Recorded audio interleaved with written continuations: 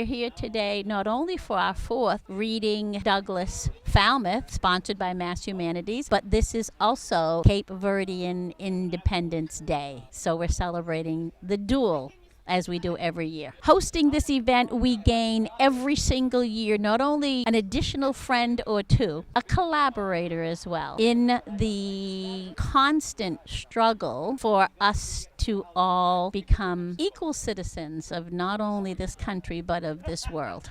It's really just a reminder for Americans of the contradiction of the country we live in, and that we're celebrating all of our values of freedom on the 4th of July when at the time we had millions of Americans enslaved.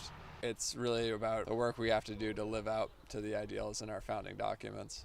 Whether we turn to the declarations of the past or to the professions of the present, the conduct of the nation seems equally hideous and revolting.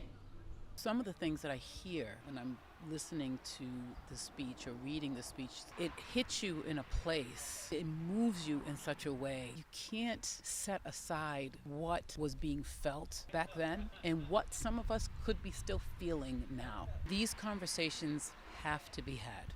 This is not something that, okay, it was in the past and it stays in the past and we shouldn't talk about it. We should talk about it, because unfortunately, if we don't talk about that particular past, right, and if we don't understand what happened, then we're not going to be able to go forward. I think a big part of why we have such deep inequities, such racial injustice in our country, is because we haven't done enough to think about, to actually teach the truth about our country. And the fact that what we were talking about today, just reading Frederick Douglass's speech, just teaching it, just reading it, is actually banned in this country, just shows you how much farther we have to go, how little we've done. As I read from Douglas, the 4th of July, it doesn't quite mean what it used to. I would love the fireworks and I love the celebration of our country, but Douglas said it didn't quite mean the same for Black folks as it did for the founders of this country. The more you learn, the more you study, the more you realize that it was really established for the white Europeans, the laws and the rules. Frederick Douglass said at one time, it is a day more for me to mourn. And it's not mourning that this country exists,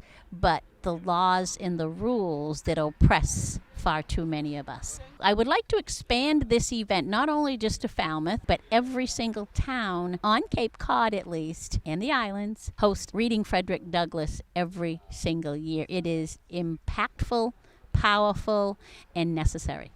A change is gonna come. Oh, yes it will.